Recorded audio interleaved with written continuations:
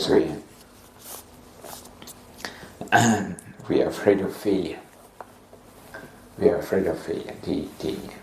A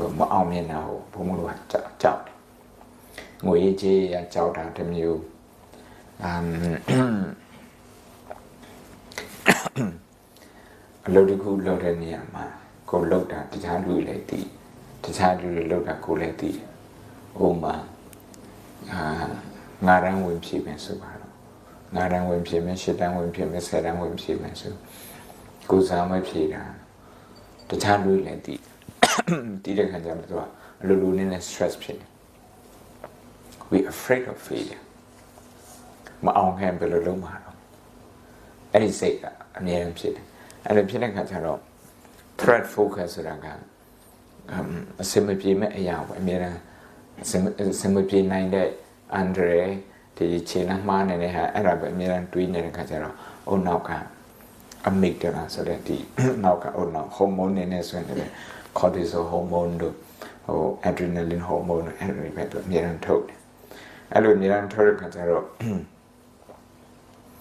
Oh, Pama hold out in a Pomo and ready to go. Well, say soon, say two, to Mensara Kamarama, loading Yana, Eddie, Araye, the Yada, Makansaya. Osaka, the plow by Wo, Eddie Osaka, Peter, say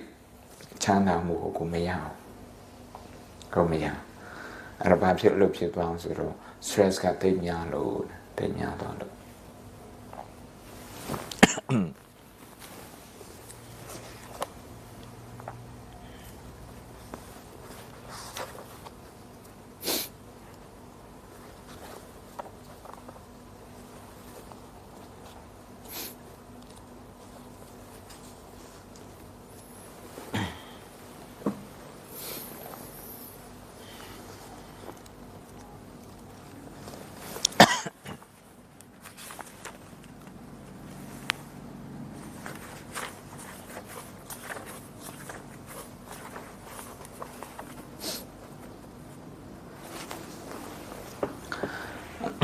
The Burmese stress management go.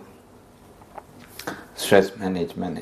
negative emotion management go. You have a sound here. Who promote letter machine sound here. We see that as brains and that. James Kingsland ga.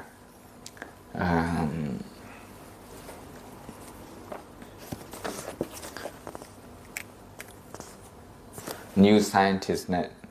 Now with a magazine good nature so they. Table magazine editor in the same annual look at the mentioned here. To go and the art happy though. To me, I looked at a researcher, to look at a researcher, to Pali pure bar. She must see the owner hippocampus neurology. The hippocampus plays a part in both memory and emotion regulation. The shaker or nauka, manyan count and looked. Now, be a core emotion go control load nine. Regular and so that go to go master load nine. Master load nine. By emotion pillar beings are called the child who corners a gap journey to emotion to lose a gap joined by emotion pillars and a cool nalin. And load nalin home. Now, Dr. Richard Davidson of Wisconsin about the emotional life of your brain through pure self-awareness and social awareness. Self-awareness can go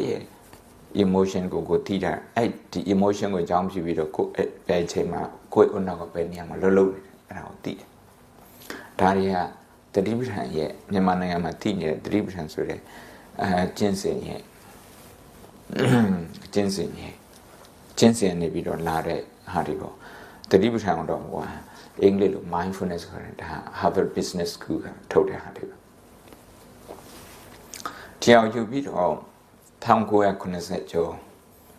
Kunasana Chakunelama, Massachusetts Institute of Technology, do ye say down.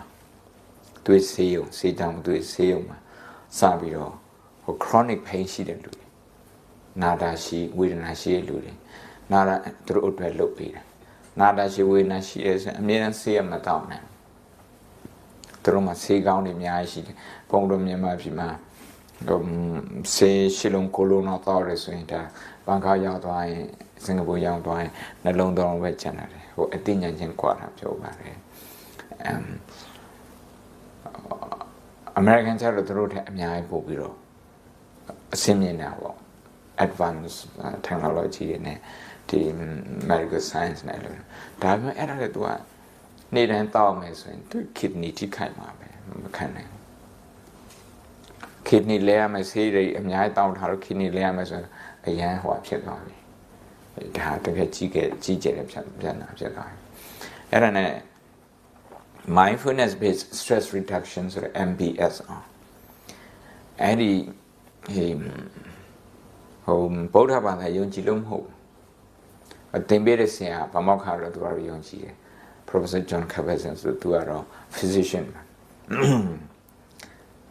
ဆရာဥပခင်ရဲ့နီးနဲ့နောက်ဇန်ရဲ့နီးနဲ့အများကြီးအကြရဲ့တရားထိုင်ခုနေတယ်ဒါပေမဲ့တခြားလူတွေကမယုံဘူးဒီသူ့ရဲ့ patient ဆိုပုံမယုံ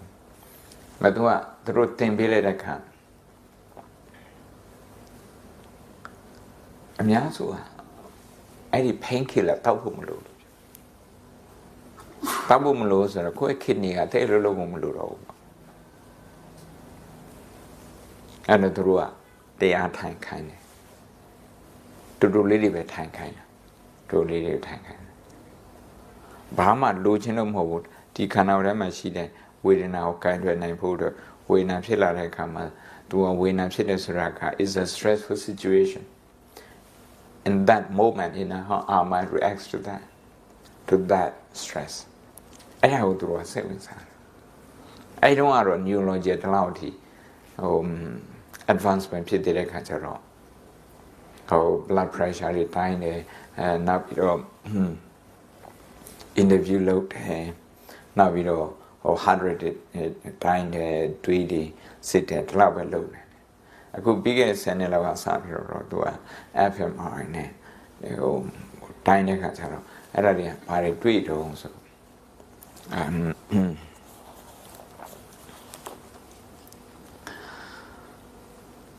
In 2011, researchers led by Pathan at Wake Forest University School of Medicine in North Carolina found that men and women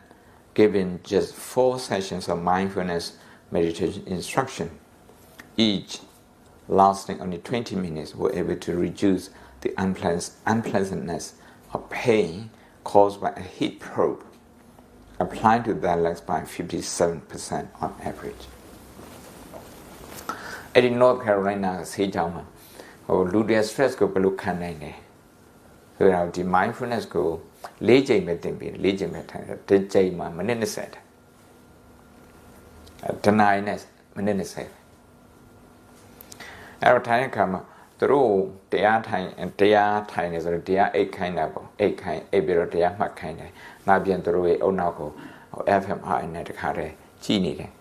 ဟိုဘာတွေပြောင်းလဲတယ်ဟို heart တွေကိုလည်းပဲ monitor လုပ်နေတယ်သူရဲ့ stress က59%ကြာတရားမှထိုင်တဲ့လူလည်းပဲနောက်တစ်နေရာမှာစမ်းတတ်တယ်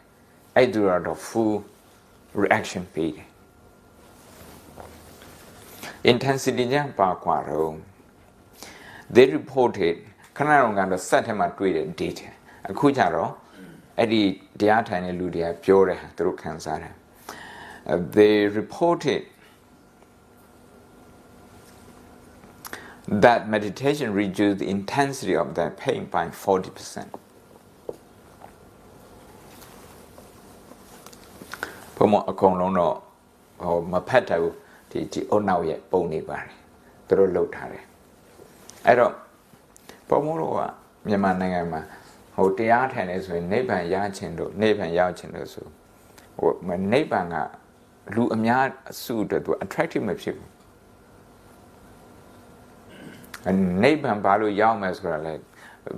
ဘာကြောင့်ပိုကောင်းလဲဆိုမသိဘူးတချို့ကနိဗ္ဗာန်တခြားနေရာမှာရှိနေတယ်လို့ထင်တယ်ဟုတ်တယ်မလားဒီနေရာမှာဘာမှခါကြောဆရာတော်ကနိဗ္ဗာန်ဆိုတဲ့ဒီခန္ဓာကိုယ်ထဲမှာရှိတာမြတ်စွာဘုရား hor the diadaku, Araku. Oh, just be a simplifying load. Ero, Solo Ragatima, stress physics, Tabime, go ye say to him, stress my pit of and Nepan in Nibilu. Nepan Soraka is cessation of negative emotion. Arabic. Nepan Sora. Damalu Miaswa Nepan somewhere. Allotino. Yaya Palu Yarakazaro is something you have to reach. You have to travel and reach there. Eddie, I mean, you yana.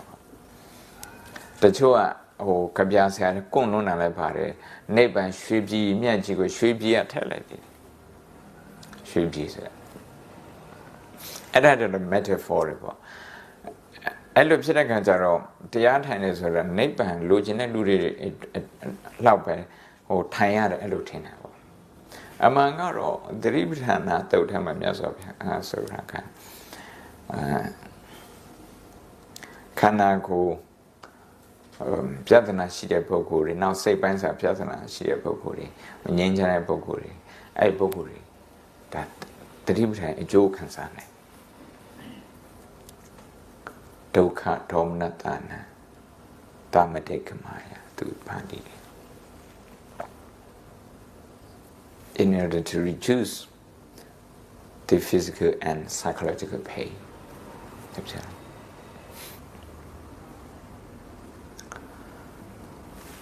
Promo video clip the good yachin. The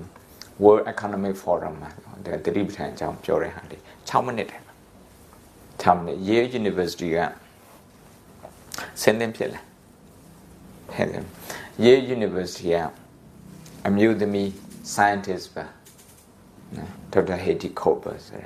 do any video. The scientists like how the meditation like how they. Era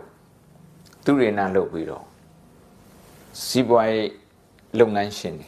World Economic Forum, but do it that is a guide to my Potita. Home, Lunganshin. The guy top decision makers, as we are buying science and policy, CY policy kind of words, the road that long answer in as a multi corporate, the national corporate debt. Being answered is when the economist debt world on the Nobel Prize winner. Error, I Horror lecture lidiku. Daga YouTube Tamashibane. The science behind mindfulness, or mindfulness as a tool, the science behind mindfulness as a tool for happiness. Mindfulness, the Libutan Kata, Pioshins. A low Lua, a long uncle, my Pioshimo Yiji. Pioshimo Yiji. Neighbor cannot meet her. Dima, Pio Huluante. Pure Suraka, Knakana, same Nipo, Knakana, same Tubo. A European Pathan Shia Kama, I Patana, kind of animal, resilience camp, Talilu ante. Tali, Puentia.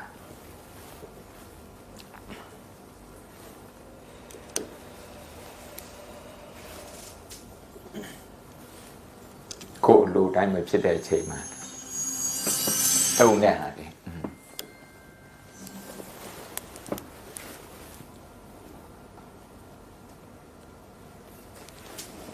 Yeah. Things that seem to stand in our way of being happy is that shit happens. So this is actually the common denominator for all human experience. The fact is that even if we are the luckiest, most effective people on the planet, life deviates from our plan. And it's just like the Rolling Stones said, you can't always get what you want. And that can be quite stressful. But of course, we all know that shit happens. What is less well known is that we also all have the power to change our experience of this shit. To train and learn how to have a better attitude about it. And how to suffer less is really anything that might happen to us. Today I'm going to show you evidence that this kind of training can not only make you feel better, can also change the way that your brain works. And the key practice I'm going to talk about is the practice of mindfulness. Now mindfulness is rooted in ancient Buddhist traditions that are aimed at the cessation of suffering. It's actually part of a system of practices that include things like loving kindness, generosity, and compassion, and it's cultivated through the practice of mindfulness meditation. In a secular context, mindfulness has actually been studied for over 30 years, and many scientists, including me, about a two-component process, where the first component is attention that is oriented to this present moment, to whatever is happening to you, so you can engage with your life. The second component is attitude, and it's attitude that's open, it's curious, and it's accepting of this moment exactly as it is. And one classic instruction is to pay attention on purpose and without judgment. Or in the words of the Beatles, you just let it be. Now, why might training like this be useful? Well, one reason is because most of us are incredibly distracted pretty much all the time, and we miss a lot of what's happening to us. One study showed that our minds are actually wandering almost 50% of the time, and during every single activity, even during sex. And what's worse is that mind wandering is actually related to being unhappy. And that suggests that being mindful in itself might make you happier. And it leaves you a lot more time and energy to act wisely and make good decisions. That means that being mindful allows you to respond to the world rather than react to it. And how does mindfulness do that? Well, one way it does it is by altering the brain's defaults. That is a default mode network, and you can think of it as our autopilot. It's a network of regions that's more active when our mind is spontaneously wandering and less active when we're focused on a task. And to test whether mindfulness meditation alters these defaults, we recruited experienced mindfulness meditators, not those folks, but healthy Western adults who just happen to meditate for many years, kind of like me. And we then scanned their brains using fMRI and compared their brain activity to the brain activity of well-matched controls who've never meditated. What we found is that experienced meditators actually report a significant lower amount of mind wandering and less activity and connectivity in their default mode network. Does it mean that you all need to practice many, many years to change your defaults? Apparently not. Much less training already starts changing your defaults. In one study, stressed adults were recruited and randomized into one of two conditions. They either did intensive mindfulness training for 3 days or 3 days of a control training. The results showed that even after 3 days of intensive mindfulness training, there were already some similar changes to the default mode network that were similar to what we saw with the experienced meditators. In addition, those who meditated also showed a reduction in an inflammation marker that is related to disease risk. In comparison, those who did the control training actually showed an increase in this inflammation marker. In addition, the default mode network actually was responsible for some of the reduction in inflammation. This suggests that mindfulness training changes your brain, it changes your emotional experience, and it changes your body in a way that makes you more resilient to stress and disease. And there's even more good news here. You might start noticing some of the benefits of mindfulness meditation as soon as the first time that you try. We tested this in a few recent studies. We recruited individuals who've never meditated, and we randomized them to either meditate for 10 minutes for the first time or do a control activity for 10 minutes. We then tested their performance on a task that required both accuracy and speed. What we found is that those individuals who meditated for the first time, overall, were faster or more accurate than those who didn't meditate. And we also saw changes in brain activity that suggested that their brains are more attuned to the task, allowing them to perform better. What this means is that in the time that it might take you to just briefly check your email, you might try to meditate for 10 minutes, and you might have an improvement in your cognitive performance. So in conclusion, I invite you to ask yourself, do I want to be more focused? Do I want to be more present? Do I want to have more time and energy to act wisely and make good decisions? If you answered yes to any of these questions, you might want to try mindfulness meditation. Now, mindfulness is not for everyone, and it's not a panacea, but we know that it can fundamentally alter your brain's defaults. We know that it can reduce your stress and make you more focused. And importantly, it can allow you to live in this moment, accepting it exactly as it is, maybe even loving it exactly as it is, even if shit happens. Thank you very much.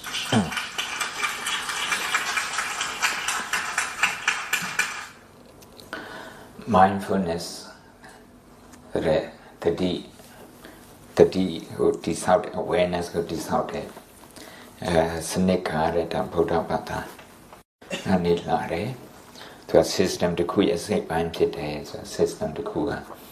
ဒါ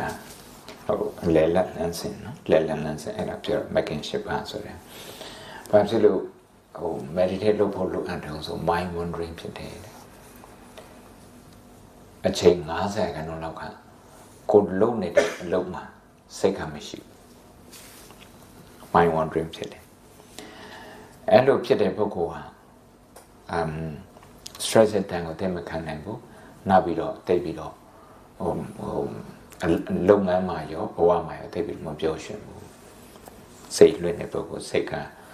ထိလွယ်ရှားလွယ် vulnerable ဖြစ်တယ်ပေါ့အဲ့တော့ဘာလို့မှတော့ so we have to change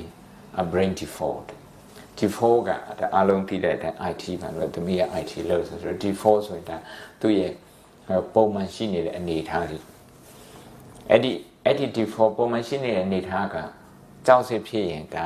ကြောက်စိတ်က default ဖြစ်တယ် default position ဖြစ်တယ်ကြောက်စိတ်က stress က default ဖြစ်တယ်ဆိုရင်ဒါဟိုနေ့စဉ်ဘဝမှာကိုလောက်တာဘလောက်ပဲအောင်မြင်အဲ့အောင်မြင်မှုကိုကြည့်ပြီးတော့ပျော်ရွှင်ဖို့အတွက်ကမဖြစ်နိုင်သေးဘူး။ဘာဖြစ်လို့မဖြစ်နိုင်တော့ဆိုတော့ဒီဟိုနောက်ကfight and flight ဆိုတဲ့အဲ့ဒီနေရာ fear center မှာသူအဓိကလှုပ်နေတော့အဲ့ဒီ 4ကိုပြောင်းအောင်မယ်။အဲ့လိုပြောင်းတာဘလောက်ထိလှုပ်ဖို့လိုအပ်တော့ဖိုးနေလောက်အကြိုက်တရားထိုင်ဖို့နေလိုအပ်တာ3ရက်တရားထိုင်တယ်အဲ့ brain default ကစပြီးတော့ပြောင်း3ရက်ဘယ်ချိန်မှာစပြီးတော့ဒီအပြောင်းလဲလေးစတွေးနိုင်တော့7 minute နဲ့တွေးနေ7 minute နဲ့ on out ဟိုပြောင်းလဲတာနဲ့တွေးနေနောက်မှလို့တဲ့ on out နဲ့ရှေ့မှလို့တဲ့ on out လူဘိန်းစကားနဲ့ပြောပါတော့amygdala နဲ့ hippocampus ကိုအဲ့ scientific term နဲ့ခဏလေးနောက်မှလို့တဲ့အုံနောက်ကဒါကြောက်စိတ်အခြေခံရှေ့မှာလို့တဲ့အုံနောက်ကဒါကြောက်စိတ်မရှိဘူးကြောက်စိတ်မရှိဘူးမကောက်သူက calm ဖြစ်ပြီးတော့ဒီရှေ့အုံနောက်ကိုသူ executive brain လို့ခေါ်တာဆုံးဖြတ်ချက်မှန်တဲ့အုံနောက်ဒီဆရာမရပြောပါတယ်သူတို့ကအလုပ်တဲ့နေရာမှာစမ်းကြည့်တာဒီ mindfulness လုပ်တဲ့လူတွေက decision ပုံမှန်တယ်အဲ့ဒါနဲ့မကောက်mindfulness reduces inflammation marker ကဆေးပညာတွေနေနဲ့ဘာလို့ခန္ဓာကိုယ်ထဲမှာယောဂဖြစ်စေတဲ့ cell တော့ပါပြီးသားပဲကျန်းမာစေတဲ့ cell လည်းပါပြီးသားပဲ cell ကိုသွားပြီး exercise လုပ်တော့သွားပြီးတော့အားပေးတော့အထူးဖြင့်ကိုယ့်ရဲ့အတွေးနဲ့ကိုယ့်ရဲ့ lifestyle ကဘယ် cell ကိုသွားပြီးတော့အားပေးတော့တကယ်လို့ inflammation marker ဆိုတာဒါယောဂဖြစ်စေတဲ့ cell အဲ့ cell ကိုသွားပြီးတော့အားပေးတယ်ဆိုဥပမာဆိုရင်လည်းစိတ်နဲ့ဒီအဆိုးမြင်နဲ့ဝါဒနဲ့ negative thinking နဲ့အဲ့ဒီအရာနဲ့သွားပြီးတော့အားပေးတယ်ဆိုရင်အဲ့ဒီ inflammation marker ယောဂဖြစ်စေ inflammation marker သူအားကောင်းတာပါပဲဒါတည်းကိုယ့်လက်ထက်မှာရှိတယ်အဲ့လိုမဟုတ်ပဲနဲ့နေရာတိုင်းမှာအကောင်းမြင်ဝါဒရှိအောင်ထားနိုင်မယ်အထူးသဖြင့်ကိုဖြစ်ချင်တဲ့ဟာမဖြစ်ဖြစ်မလာတဲ့အခါမှာဥမာဘုံကရင်းနှွေးကိုအခုလိုချင်တယ်ဆိုတော့3မိနစ်လောက်စောင့်တယ်အဲ့3မိနစ်အတွင်းမှာဖြစ်တဲ့ stress 3မိနစ်အတွင်းမှာဖြစ်တဲ့ stress အစားတော့ကိုအခုလိုချင်တယ်လက်ထပ်ဦးစင်းတွေမိတ်ခဲလို့နောက်တနားကျမှရမယ်ဆိုအဲ့တနားအတွင်းမှာဖြစ်တဲ့ stress အဲ့ stress ကိုဘုံကဘယ်လို handle လုပ်မှာတော့အဲ့ဒီအချိန်တွင်းမှာ negative အတွေးမဝင်ဘဲနဲ့ positive အတွေးဆက်လက်ပြီးတော့ရှင်းတန်းနေအောင်ကိုဘာလုပ်နိုင်တော့ဘာလုပ်အောင်ဒါလေးကိုပြောတာတကယ်လို့ဘုံက negative အတွေးကိုဟိုပဲအဲ့ဒီတနားအတွင်းမှာစောင်းမရမချင်းအဲ့လိုဖြစ်တယ်ဆိုရင်စောင်းရောက်လာတဲ့ခါကျတော့အဲ့ negative အတွေးချက်ချင်းပြောင်းမသွားအောင်တကြိုးဟာတနေ့ကုန် it lingers on the whole day တနေ့ကုန်အဲ့လိုဖြစ်နေဒါကြောင့် mindfulness လုပ်တဲ့ပုဂ္ဂိုလ်ဟာ3ခုအရာ3ခုအတွက်ကောင်းတယ်တစ်ခုကတော့ခန္ဓာကိုကျန်းမာစေတယ်ခန္ဓာကိုကျန်းမာစေတယ်အဲ့ဒီ inflammation marker တွေကိုတိတ်ပြီး active မဖြစ်စေဘူး now စိတ်အနေနဲ့ဆိုရင်လည်းpositive ပို့ပြီးတော့ဖြစ်တယ်ဖြစ်နေတဲ့အခြေအနေဥပမာတဏှာကြမှာရောက်လာမယ်ဆိုရင်ဘုံမအဲ့ဟာကိုလက်ခံလိုက်ရင်အဲ့ဒီ delay ဖြစ်တဲ့ဟာနဲ့ဆိုတော့ fight မလုပ်တော့fight မလုပ်တဲ့ခါကျတော့အဲ့ဒီနေရာမှာဘုံမရဲ့ energy ကိုမလိုအပ်ဘဲနဲ့သွားပြီးတော့မသုံးတော့မဟုတ်ရင် energy ရန်သုံးဒီအုတ်နောက်က it has just 2% of our weight body ခန္ဓာကိုယ်လေးချင်ရင်နေရာခံလို့မရှိတဲ့ဒီအုတ်နောက်က energy ကိုတော့25ခန်းလုံးထိသုံးနေဆိုတော့ဒီအုံနောက်ကသွားပြီးတော့တနင်္လာ delay ဖြစ်တဲ့ဟာဒါမှမဟုတ်ဆို3မိနစ်ရင်နွေး delay ဖြစ်တဲ့ဟာနဲ့သွားပြီးတော့ဘုံကအကြီးကျယ်ရန်ဖြစ်နေတယ်ဆိုရင်ရင်နွေးရောက်လာတဲ့အခါမှာကို energy အများကြီးကုန်သွားပြီဒီရင်နွေးကို enjoy လုပ်ဖို့အတွက်ဆိုတာနဲ့ခက်သွားတယ်ကဲသွား နောက်ပြီးတော့ our brain is more attuned to task ဒီ mindfulness လုပ်တဲ့လူတွေကသူတို့အနောက်ကလောက်ရမယ်အလုပ်အတွက်ပို့ပြီးတော့အဆင်သင့်ဖြစ်တယ်ဆိုလိုတာကနောက်ထပ် study တစ်ခုမှာလို့တွေ့တာဒီလိုစိတ်တည်ငြိမ်တဲ့ပုဂ္ဂိုလ်ကစိတ်မတည်ငြိမ်တဲ့ပုဂ္ဂိုလ်တွေရာခိုင်နှုန်း30ပို့ပြီး performance ကောင်းတယ် efficiency ကောင်းတယ်သူခဏနာမတွေ့ရကိုယ် emotion ကိုနားမလဲဘူးနောက်ဟိုတစ်ဖက်ကပြော emotion ကိုနားမလဲဘူးဆိုရင်အစည်းအဝေးထဲမှာကိုအမြင်နဲ့မတူတဲ့အတန်တခုကိုကြားရရင်စိတ်ကကြောက်စဖြစ်သွားတယ်ငါအကြံငါပြောတဲ့အတိုင်းမရမှာငါအကြံအတိုင်းမဖြစ်မှာဆိုတော့အဲ့ကြောက်စဖြစ်တယ်အဲ့ကြောက်စဖြစ်ရင်ဟုတ်ပဲလူပြောတဲ့အကြံဉာဏ်ရဲ့ဒီအကောင်းဆုံးအားနဲ့ချက်အားသာချက်ဟို MBA သမားတွေလို့ထိုးဆိုတာopportunities and weaknesses အဲ့ဒါတွေကို analyze လုပ်ဖို့အတွက်သူကအားနေတာဒါကြောင့်တချို့နေရာမှာဆိုရင်မိနစ်20နဲ့ PMS ဝေးကတနာလောက်ကြာတနာနဲ့ PMS ဝေးက2နာလောက်အဲ့လိုဖြစ်သွားတယ်အစည်းအဝေးတွေအကြိုင်ဘာဖြစ်လို့လဲဆိုတော့ဒါ emotional hurt တွေအဲ့လိုဖြစ်နေတာပေါ့စိတ် emotion ပဲဆိုင်အဲ့တော့ဒါလေးကတော့တတိနဲ့ပတ်သက်တဲ့ဟာလေးပေါ့နော်ဒါကိုဘုံဘုံလို့လက်တွေ့လေးလုပ်ကြည့်မယ်ပထမဆုံးတော့3မိနစ်ပဲလုပ်ကြည့်3မိနစ်ပဲလုပ်ကြည့်နော်3မိနစ်ပဲလုပ်ကြည့်မယ်နောက်ပြီးတော့မှဟို5မိနစ်လောက်လုပ်ကြည့်3မိနစ်လုပ်ကြည့်လုပ်ပြီးတဲ့အခါမှာမေးချင်တာရှိမေးပါပြီးရင်ဖို့တော့5မိနစ်တော့ဆက်လုပ်ဒီဟာကိုလုပ်နေတာဝင်လေထွက်လေရှူတဲ့အခါမှာဝင်လေကိုရှူတဲ့အခါမှာတေနေတော့အဲ့လိုရှူအဲ့လိုကြည်တွက်ပါ count your breathing 1 2 3တေနေတော့ slow and gentle breathing count your in breath 1 2 3 now ဝင်လေရှူချိုက်ဖြစ်ရင်ခဏလေးအသက်အောင်ထားလိုက်တေနေတော့အသက်အောင်ထားလိုက်ပြီးတော့ထွက်လေရှူတဲ့အခါမှာ3နေတစ်ပြောင်းပြန် reverse ပြန်ပြီးတော့ရည်တွက်ပါအဲ့လိုလုပ်တဲ့အခါမှာဘာတွေတွေးနိုင်တော့ဆိုတော့ကိုယ့်ရဲ့ခန္ဓာကိုယ်မှာလေ stress တွေများနေတယ်ဆိုရင်ဘုန်းတို့ရဲ့ဒီနဖူးတို့ဘာလို့တင်းနေတာတွေ့ရမယ်ဒီက muscle တွေဒီကဘာဖြစ်လို့နောက်ပြီးတော့မေးစေတို့တင်းနေတာတွေ့ရမယ်တင်းနေဆိုရင်လျှော့ပေးပါစိတ်လျှော့ပေးပါအဲ့ဒါ stress chemical ခေါ်တယ်အဲ့ဒါဘီဒီမန်စကားနဲ့ပြောရင်တော့ stress ဆိုတဲ့ဒီကြောက်စိတ်ဆိုတဲ့ဒေါသမကျေနပ်တဲ့စိတ်ဆိုတဲ့ဒေါသစိတ်ညစ်တဲ့ဆိုတဲ့ဒေါသအဲ့ဒေါသကြောင့်ဖြစ်တဲ့စိတ်တစားရုပ်တွေလို့ခေါ်တယ်ထားပါတော့ဟိုဘီဒီမန်စကားပါဠိစကားတော့ထားတော့အဲ့ဒါတည်းဘုန်းတော်စီမှာအမြဲတမ်းရှိနေချားနေတဲ့အဲ့တော့အဲ့ဒီလိုဝင်နေထွက်လေကို3မိနစ်ကြည့်တဲ့အခါမှာဘာတွေ့နိုင်တော့ဆိုကိုယ်စိတ်လွင့်တာကိုတွေ့နေတယ်။ခေါင်းကဒီရာခိုင်ဒီ50နီးပါးအလုပ်လုပ်တဲ့အချိန်မှာစိတ်ကလွင့်နေလို့အဲ့တော့စိတ်လွင့်တာတွေ့တဲ့အခါမှာကိုယ့်ရဲ့ reaction pattern ကပါရှိတော့ reaction pattern ဆိုတာ subconscious reaction ခါရင်ဘယ်လိုတုံ့ပြန်နေကြတော့သူကမကြိုက်တဲ့ပုံစံမျိုးသူနဲ့တွားပြီးတော့ရန်ဖြစ်မှာလားမလာနဲ့တွားအာရုံခွင်းတိချေစစ်ဝေးအဲ့လိုလို့မဟုတ်နေပဲသူ့ကိုတွားပြီးတော့ဖုံးဖိထားမှာလားအဲ့တော့ fight and flight လို့ခေါ်တယ် Charles Darwin သုံးတဲ့စကား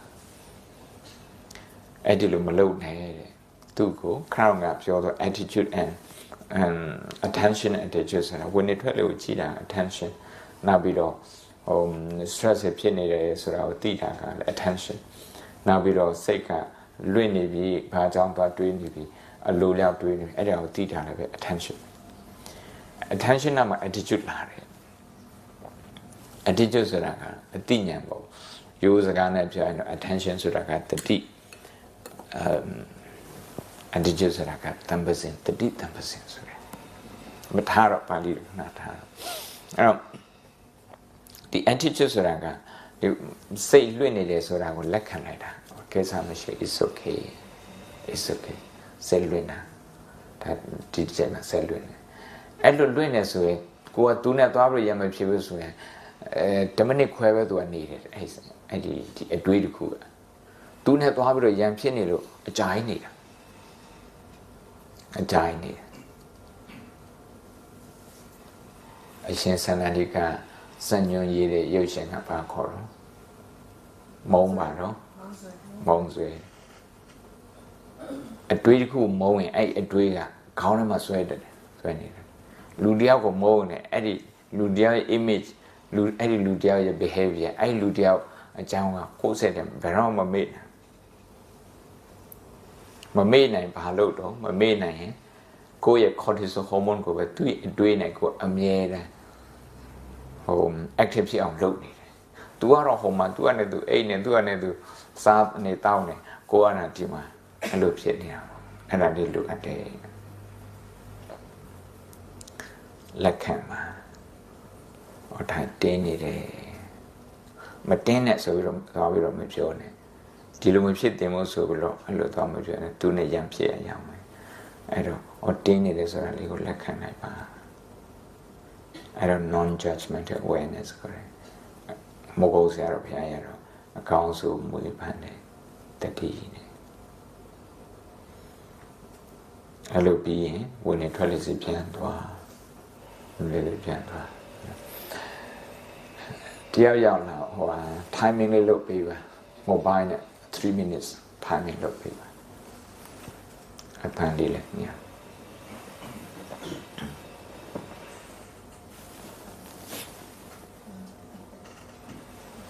တော့မနေပဲနော်ကဲခက်ထိုင်ပေါ်မှာဒီ comfortable ဖြစ်အောင်ထိုင်ပါတဖြစ်အောင်ထိုင်ပါနောက်ချက်ထောက်ကိုဆူထားပေးပါချက်ထောက်ဆူထားပေးပါလက်ကိုလည်းပဲဆူထားပေးပါ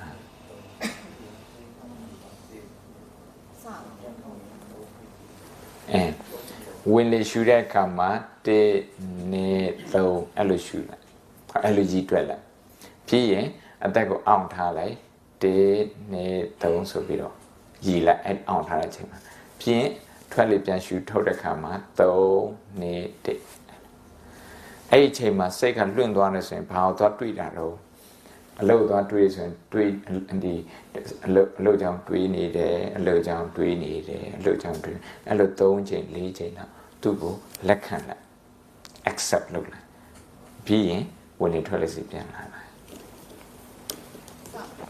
စ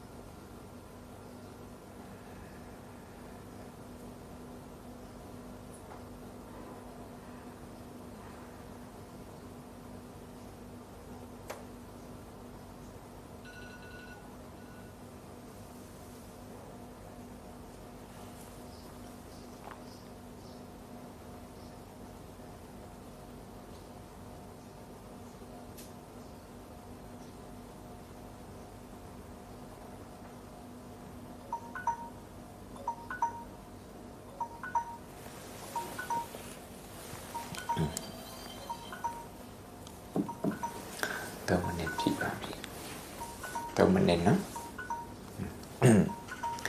ဒါ3မိနစ်အတွင်းမှာကိုရလာတဲ့ဒီငြိမ်မှုလေးပဲအချိန်ကြီးများရင်အလုပ်ခွင့်မှာမထိုင်ဖြစ်မှာဆိုလို့မလုပ်ဖြစ်မှာဆိုဒါကနေ့လည်စာစားပြီးတဲ့အခါ3 မိနစ်လောက်အလုပ်ဝင်တဲ့အချိန်မှာ3 မိနစ်လောက်ညနေအိမ်ပြန်ကနေလေးမှာ3 မိနစ်လောက်အဲ့လိုလုပ်တဲ့ဆိုရင်အလုပ်မှာကိုရှိတဲ့ stress ကအိမ်တိပါမသွားဒီကြားထဲမှာလည်းပဲဒီ stress တွေဖြစ်ရင် stress ကိုသိတယ်နောက်တစ်ခုပြောဖို့က stress ဆိုတာ source of stress စိတ်ဖြစ်စီမှုဖြစ်စေတဲ့အကြောင်းတရားတူနဲ့တူမတူတချို့ကအလုတ်သွားခါနေမှာပစ္စည်းတွေပဲညာပါထားတယ်ဆိုတာအဲ့ဒီနေရာသူကပစ္စည်းတွေလိုအပ်တဲ့ပစ္စည်းတွေအဲ့ဒီမှာထည့်တာယူတာအဲ့မှာတို့က stress ဖြစ်တယ်တချို့ကြတော့ဟိုတဲ့နဲ့အဲ့ဒီနဲ့တွေ့တဲ့ခါမှာ stress ဖြစ်တယ်တချို့ကြတော့အလုတ်အစ်ရောက်လာတဲ့ခါမှာ stress ဖြစ်တယ်တချို့ကြတော့ကိုစိတ်တိုင်းမကြတာကိုမျောလင့်တဲ့အတိုင်းပဲဖြစ်တယ် disappointment အဲ့ဒီ disappointment စိတ်ဖြစ်တဲ့ဟာကအဓိက stress တချို့ကြတော့နေမကောင်းတဲ့အခါခန္ဓာကိုယ်နေမကောင်းတဲ့အခါအဲ့ဒါအဓိက stress တချို့ကြတော့တခြားလူတွေကိုဝေဖန်တဲ့အခါအဲ့ဒါအဓိက source of stress ဒီ source of stress ကတရားနဲ့တရားမတူဘူးအဲ့ဒီဟာကိုကြိုတင်ပြီးတော့သိထားရင်ဖုန်းတို့ကိုယ့်ရဲ့ stress ကိုကြိုတင်ပြီးတော့မှန်းထားနိုင်တယ်ကိုကြိုတင်ပြီးတော့မျောလင့်ထားနိုင်ရင်သူ့အတွက်ကိုကြိုတင်ပြီးတော့ပြင်ဆင်ထားနိုင်တယ်အခုအခြေခံလေးဘယ်သူမှမေးချင်တာရှိတယ်ဒီ3 မိနစ်ထိုင်တဲ့ဟာလေးမရှင်းတာရှိတခါရဝမင်းနဲ့မေးချင်တာရှိဒီမှာအေးဟုတ်တယ်3 မိနစ်မပြည့်ဘူးဆိုတော့ဒါကိုထိုင်လို့ကောင်းတဲ့ချိန်မှဖြစ်တယ်စိတ်အရန်ကိုရှုပ်နေခြင်းဆို3 မိနစ်ကအရန်ကြာတယ်ဘုံဘုံတရားတွေဘောခေါ်ရ how long is 5 minutes ဆိုတော့5 မိနစ်ကဘယ်လောက်ကြာလဲဆိုတော့တူနဲ့တူမတူစိတ်ထဲမှာခံစားရတယ်မတူစိတ်ညစ်တဲ့လူကအဲ့5 မိနစ်ကအရန်ကြာတယ်စိတ်တည်ငြိမ်တဲ့ပုဂ္ဂိုလ်အဲ့5 မိနစ်သူကမိနစ်တိုင်းကို enjoy ဖြစ်တဲ့ခါကျတော့သူ့အနေနဲ့ကမကြောက်ဘူးအဲ့လိုဖြစ်တယ်ဘာတွေမေးချင်တယ်ဟိုမှာကလေးဘာမေးချင်လောက်လို့ရလားနောက်ကဒီဘက်က那如果高中的完全对面都对下来的对面都，你家了，但是我哎对面都看他，我们了但是。အသက်ရှူမဝဘူးဆိုရင်အဲ့ဒီအောင်းတဲ့ဟာလေးကိုတူအောင်လုပ်လိုက်အခုကအသက်ရှူမဝဘူးဆိုတာလေဟို practice မရသေးတာပေါ့ဒီနီးနဲ့ရှူတဲ့ဟာကဘုံဘယ်ကနေယူလာဆို breath work ဆိုတဲ့ဟို scientist တွေအသက်ရှူတဲ့ရှူနေအာနာပါနာကိုယူပြီးတော့လုပ်တာဒီလိုလုပ်တဲ့လူတွေသူတို့ကဘယ်လောက်ထိလှုပ်ခိုင်းတော့ဆိုအသက်ရှူတဲ့အခါမှာကိုယ့်ရဲ့အဆုတ်ကိုတခါတည်းအောက်ဆီဂျင်နဲ့ပြည့်သွားအောင်ရှူခိုင်းတာအဲ့လိုတော့ရှူခိုင်းနယူးယောက်မှာရှိတဲ့ CEO တယောက်ကအများကြီးခေါင်းကိုက်တယ်ခေါင်းကိုက်တယ်ဆေးသွားဆက်တဲ့ခါကျတော့ဘာမှမရှိဘူးပြောတယ်အဲ့ဒါနဲ့ဒီ relaxation လုပ်တာအောင်လုပ်တာပေါ့တဲ့ဒါ relaxation လုပ်တဲ့ခါကျတော့ခေါင်းကိုက်ပြောက်ခေါင်းကိုက်ပြောက် breath work ဆိုတဲ့သူ့ရဲ့ website လေးတည်တံ့ရှိပါတယ်ဒါကျမ်းမာရေးအတွက်အသက်ရှူတယ်ဟုတ်တယ်တကယ်လို့အဲ့လိုဖြစ်တယ်ဆိုရင်အသက်ရှူတယ်မဝဘူးဆိုရင်အသက်အောင်းတဲ့ဟာလေးကိုခဏလေးထားလိုက်အသက်အောင်းတဲ့ဟာလေး အဲ့လောက်ထိတင်းတဲ့သုံးထိမကြည့်ပဲနဲ့ခဏနည်းနည်းလေးပဲအသက်ကိုအောင်ထားအသက်ကိုအောင်ထားခြင်းအဖြစ်ဘုန်းတို့အသက်ရှူတဲ့အခါမှာလမ်းအထိအောက်ဆီဂျင်ရောက်တယ်ဆိုတာဟုတ်ခေါ်အဲ့တော့ ensure လုပ်တာမဟုတ်ရင်တချို့လူအသက်ရှူတာ share လို့ဖြစ်တယ်တိတ်နေပေါ့တင်တဲ့အခါမှာအောက်ဆီဂျင်ကအဆုတ်ကိုလိုတော့မရဘူးအဆုတ်ကိုလိုတော့မရဘူးဆိုရင်အုံနောက်ကိုလိုတော့မရတော့အဲ့ဒီလူတွေက stress ကိုပို့ပြီးတော့ခံရတယ်ဒီ exercise ကကြီးဘုံဘုံတို့ဘာဖြစ်လို့ဆေးရုံသွားတဲ့အခါမှာအဲ့ဆက်ပေါ်ပြေးခိုင်းတော့ဒီ treadmill ကိုပြေးခိုင်းတော့ဆိုသူကအသက်ရှူတဲ့အခါမှာမြန်ရှူအောင်လို့များရှူအောင်လို့တောင်းတက်တဲ့ခါလို့အဲ့လိုရှူတဲ့ခါကျမှ heart ကလောက်တာလေဒီတိုင်းကိုယ့်အကူညံ့တာရှူတယ်ဆိုရင်အဲ့ဒါတွေကမလုံးကျမ်းမိုက်မကောင်းဘူးNow fear ဒီအကြောက်တရားတခုဘုံပြီးခဲ့တဲ့ညအကြောက်တရားတွေကြီးဟောတယ်တရားဟောအကြောက်တရားကဘာလို့စေတော့လူတို့ဘာလို့ဆို comfort zone မှာပဲနေစီအသက်ရှူတာလည်းပဲ comfort zone မှာပဲနေစီကြောက်တဲ့ခါကျတော့ risk မယူရဘူးစီးပွားရေးဆိုင်ရာပဲဖြစ်ဒီနိုင်ငံအတွက်ဖြစ်အဲ့လိုတွေးတဲ့အခါမှာrisk ပဲပို့ပြီးတော့တွေးပြီးတော့ဒီမစွန့်စားရဘူး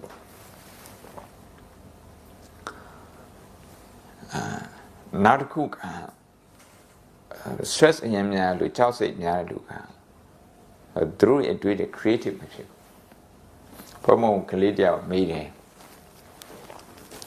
အပြေမှန်လေးအရင်မခက်ပါဘူးဒါပညာတတ်တဲ့တစ်ခုဒီဟာသင်ပေးနေတယ်ရှင်မြတ်တကယ်လို့ဒီပြီးတော့ကdemands နှစ်ခုပြိုင်လာတယ်ဆိုရင်လောက်ရမယ့်အလုပ်တစ်ခုပြိုင်လာဆိုပြီးတော့လုပ်ပါတော့တစ်ခုကတော့သူကတီလာဆောင်ခြင်းတယ်မဒရိတ်ဆန်ကိုမတတ်ချင်နောက်တစ်ခုကတော့သူကကျောင်းထဲမှာရှိတဲ့သစ်ပင်တွေကိုရေလောင်းဖို့အတွက်တောင်းရှိတယ်အဲ့ဒါသူတောင်းအဲ့တောင်းလောင်းတဲ့နေရာမှာသူကသွားလောင်းမယ်ဆိုရင်အဲ့ထိုင်မှာ BSA ရှိနေတော့ BSA တည်သွားမှာဘယ်တစ်ခုယူရမှာ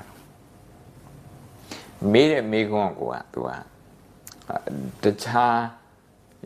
option မရှိဘူးဆိုပြီးတော့မေးတဲ့မေးခွန်း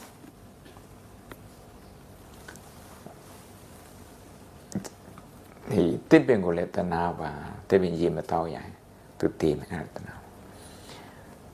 တစ်ပင်ရေတောင်းရအောင်ရေလောင်းလိုက်တဲ့ခါမှာသူတို့လည်းတနာသူတို့ဘယ်ဆေးလေးတည်သွားသူတို့လည်းတနာပါတနာတဲ့စိတ်အရင်ဖြစ်အောင်ကရုဏာဖြစ် compassion ဆိုရင်ခရစ်ယာန်တခုပြမယ် compassion ဖြစ်အောင်လို့အဲ့လိုဖြစ်တယ်ဆိုရင် creative ဖြစ်တဲ့အတွေ့ပေါ်လာလိမ့်မယ်ဒီပြီးတော့နားမလည်သေးဘူးဘုံပြောတာ creative အတွေ့ဆိုတာကအဲ့နားမှာဘုံတို့လက်ညှိုးလောက်ရှိတဲ့တွင်းနဲ့တွင်းတူးလိုက်ပါလားအဲ့ဒီတစ်ပင်အမြင့်နာမှာဒီလိုတစ်ပင်အမြင့်နာလက်ညှိုးလောက်လက်ညှိုးလောက်ရှိတဲ့တွင်းနဲ့ဟိုနဲ့ဒုတ်လေးနဲ့ထိုးလိုက်အဲ့ဒီထဲမှာရေထဲအဲ့ဒီထဲမှာပြောစင်မရှိဘူးရေကလည်းပဲအမျက်စိကိုရောက်တယ်ဟို creative ဖြစ်တာကိုပြောပါတယ်တစ်ပင်အတွက်လည်းတွေးတယ်ဘယ်စိတ်အတွက်လည်းတွေးတယ်အခု तू တွေးတာက तू ဘာတွေးတာဆိုတော့ငါတောင်းငါရဲ့တီလာအဲ့လိုတွေးတာငါတီလာမကျိုးအောင်နောက်ငါတောင်းလည်းမဖြစ်အောင် तू ငါနဲ့တွေးတာ self center ဖြစ်တယ်ခေါ်တာပါအင်္ဂလိပ်တော့ self center တွေးတာအဲ့လိုမတွေးပဲနဲ့တခြားလူအတွက်ဆိုဒီနေရာပါရှိတာနော်တစ်ပင်နဲ့ပယစိတ်နဲ့အဲ့ဒါရှိဒီတိုင်းဆိုရင်အခုနည်းနည်းလေးခက်ကြလေးထိုင်ပြီ9မိနစ်လောက်ထိုင်9မိနစ်ထိုင်ပြီးရင်ဘုံမောကရုဏာသင်ပေးခြင်း9မိနစ်လောက်ထိုင်အခုသင်တဲ့အခါအခုထိုင်တဲ့အခါမှာ stress ဖြစ်တဲ့ဟာတွေကိုသွားပြီးတော့တွေးစေခြင်းပထမဆုံးဝင်နေထွက်လေကြည့် when it really 10 minute 2 minute လောက်ကြည့်ပြီးနောက်ကိုယ့်ရဲ့လုပ်ငန်း stress ဖြစ်စေတဲ့လုပ်ငန်းအိမ်မှာလားလုပ်ငန်းမှာလား decision လုပ်မဲ့ဟာတွေလားအစည်းအဝေးတွေမှာလားဒါမှမဟုတ်ခီးသွားတဲ့ဟာတွေလားအဲ့ဒါကိုတွေးကြည့်တဲ့အခါမှာဘာ reaction တွေဖြစ်တယ်ကိုယ့်ရဲ့ရှိနေကြအကျင့်တွေးရဲ့အကျင့်စိတ်ရဲ့အကျင့်ကိုမြင်နိုင်တယ်အဲ့လိုမြင်နေစဉ်သူ့ကိုလက်ခံနိုင်အကောင့်ဆိုတော့မပြောငါဒီလိုမတွေးသေးဘူးငါဒီလိုမဖြစ်ဆိုရင်အဲ့ဒီမှာငါလည်းအများကြီးသွားမှထည့်နေငါအများကြီးသွားမှထည့် personalize မလုပ်နဲ့လို့ပြောအင်္ဂလိပ်လိုပြောတာတော့ don't take it personally သူတို့ပြောတာရှင်းပါတယ်အဲ့လိုပြောတာဝင်နေထွက်လေရင်ကြည့်လိုက်မယ်ပြီးရင်ကိုယ်စိတ်တိုင်းကြမဖြစ်တဲ့အခါစိတ်တိုင်းကြမဖြစ်တဲ့အခါမှာကိုယ် reaction အဲ့ဒီအကြောင်းတွေပြန်တွေးပြီးတော့အဲ့ဒီအချိန်မှာဘာ emotion တွေဖြစ်တော့အဲ့ emotion တွေကိုပဲလိုက်ပြီးတော့သိတဲ့ exercise လေးလုပ်ပေးပါအဲ့ဒီအချိန်မှာဘာ emotion တွေဖြစ်တယ်အဲ့ဒီအချိန်ဘာ emotion တွေဖြစ်တယ်ဆိုတော့ဘာလဲနှစ်ခုသုံးလေးခုလို့တည်ပြီးဆိုဝင်နေထွက်လေစီပြန်လာပါကဲစမယ်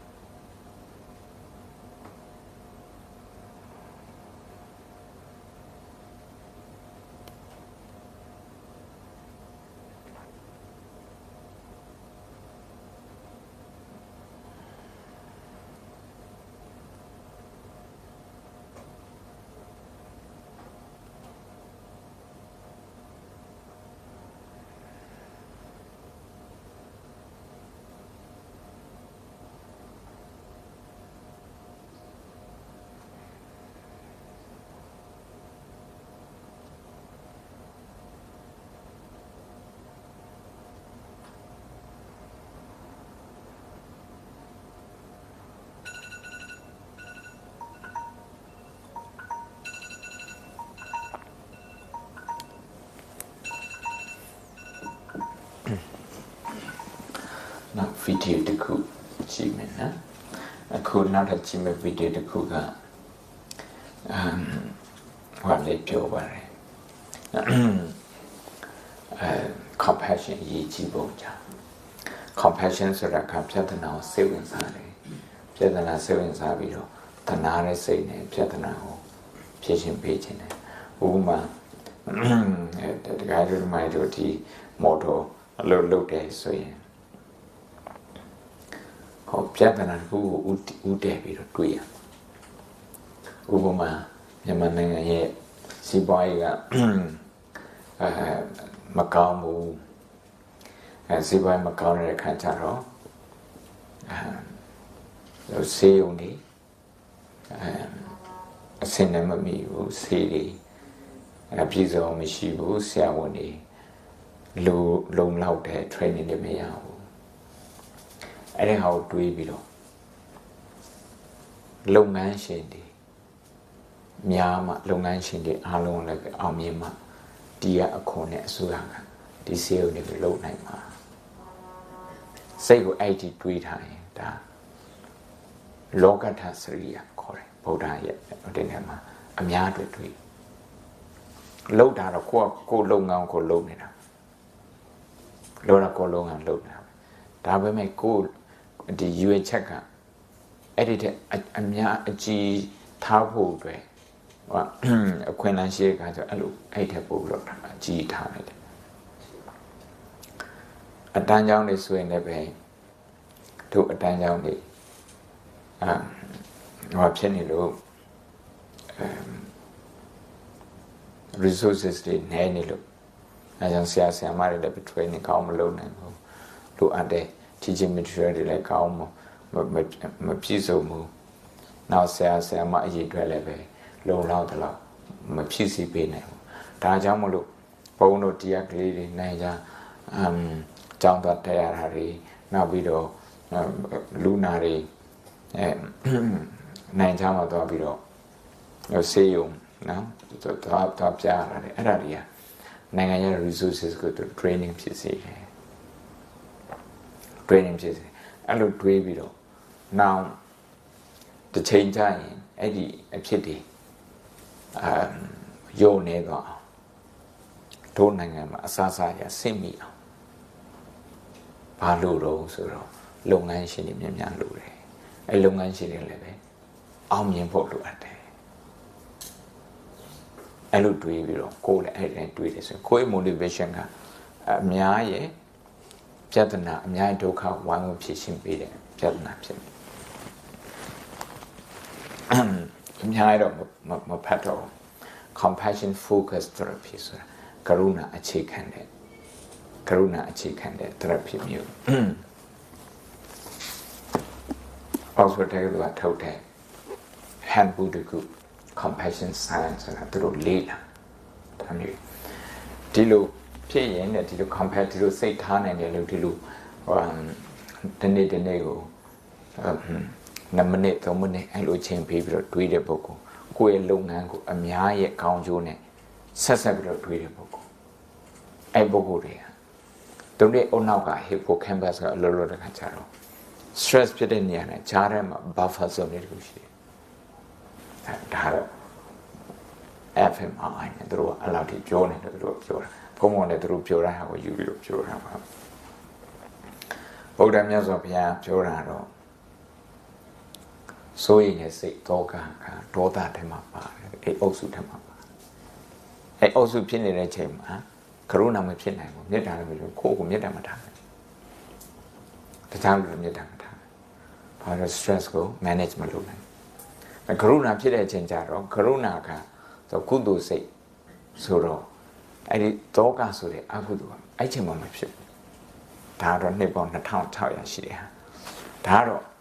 နည်းနည်းပဲရှိသေးတယ်ဒီစာအုပ်က2017ကမှထုတ်ထားတယ်သူ research တွေလုပ်နေတော့တော့ compassion ကကိုကြမ်းမိုက်တဲ့ကောင်းတယ်တခြားလူတွေကောင်းတယ်အခုကြည့်မှဟာတော့ဆရာဝန်ကြီးပါ ICU ထဲမှာနှစ်ပေါင်း20ဆေးကုတာတဲ့ဘာမောက်ခိုင်တရားပါသူများတို့ဆေးကုရင်သူ့မှာ burn out ဖြစ်တယ်ခြေကုန်လက်ပန်းကြတာပေါ့ pin man lue khana pin man lue sei pin man lue pi yin sei tu lue sei tu lo ra khama tu ne alot lot de lu de ne tu tait ma sat sat tro le be tro ye di choin chat de po bi lo myin ne tro kaung ne ha de tro contribution ni te ma myin no aso myin wa da win la da de stress de so ju deစိတ်ကောင်းရှိတဲ့လူဒီလောက်ထိစိတ်ကောင်းရှိတဲ့လူတွေဒီလောက်ထိကြိုးစားလူတွေဒီလိုဖြစ်နေတယ်ဆိုတော့ဘယ်ကနေလာတော့အမိုက်ခါစားပြတ်တတ်မိလောင်ဆိုတဲ့အတိုင်းသူက stress တွေလေးကိုက ignore လုပ်လို့လေးလေးရှူထားတော့ stress ကိုင်ရတဲ့နေရာမှာ number 1ကအခုပြောတဲ့အတိုင်းသတိပဋ္ဌာန်အခြေခံတယ် mindfulness အခုကြတော့ compassion သူပြောတာတော့ဆရာဝန်တွေကိုယ်တိုင်အဲ့ပြဿနာတွေ့ရတယ်အမေရိကန်နိုင်ငံကကမ္ဘာကြီးရဲ့ resources အရင်းမြစ်25ခန်းတွေကိုသူကအသုံးပြုတယ်လူဦးရေတန်300ကျန်တဲ့လူဦးရေ9000နဲ့တန်ပေါင်း9000နဲ့100ခန်းကျန်တဲ့85ခန်းကိုမျှသုံးရတယ်သူအဲ့လောက်သုံးတာတော့မှဘာဖြစ်လို့အလုပ်လုပ်တဲ့ working population ရဲ့20ခန်းလုံးက antidepressant စစ်တဲ့ကြယောဂကောက်ွယ်ကုသတဲ့ဆေးတောက်နေရတာဆေးတောက်တာနဲ့မကောက်ဘူးတချို့ကဆေးမတောက်ပဲနဲ့စစ်တဲ့ကြလို့အလုပ်ငန်းခွင်မှာဆေးညစ်လို့ဆေးတဲ့ကြလို့အရက်တောက်တဲ့ဟာဘာထက်ထွက်နေတဝက်လောက်ရှိတယ်ဒါသူပြောမယ်ဟာလေပါအဲ့ဒါကိုတက်ကတူဒီကသူတွေနာလို့ထား compassion ပတ်တဲ့ abstract တောင်းသူပတ်တယ်စာတန်း200ပတ်တယ်ဖတ်ပြီးမှ does compassion matter ကရုဏာလူအပ်လို့လားအရေးကြီးလို့လားအဲ့မိကုံသူမေးတယ်နောက်ဆုံးမှသူပြန်ဖြေတာဘသူတွေကောင်းတော့ဆိုသူလုပ်ငန်းနေနေဆိုရင်တော့လူနာတွေကောင်းတယ်တဲ့ဆရာဝန်တွေကောင်းတယ်တဲ့နောက်ပြီးတော့ကုသတဲ့ဆေးတွေလည်းကောင်းတယ်ဆေးကုသမှုအမေရိကန်နိုင်ငံကပိုက်ဆံအများကြီးကုန်တာ insurance မရှိရလို့တန်ပေါင်း40ကျော်ဆိုတော့ဒါအိုဘားမားနဲ့ Trump နဲ့ဟိုညင်းခုန်တဲ့အရာတစ်ခုထဲမှာပါတော့ Obama health care အဲ့တန်40ကျော် insurance ရှိအောင်လုပ်ပေးရစနစ်အဲ့တော့ Trump ကမကောင်းဘူးဆိုပြီးပြန်ဖြစ်တယ်အဲ့ဒါအဓိကဟို ideology မှာစကားများတာအဲ့တော့အကုန်ကြလည်းများတယ်တစ်ဖက်ကဆရာဝန်တွေဟာဟိုstress တွေများပြီးတော့လူနာတွေကို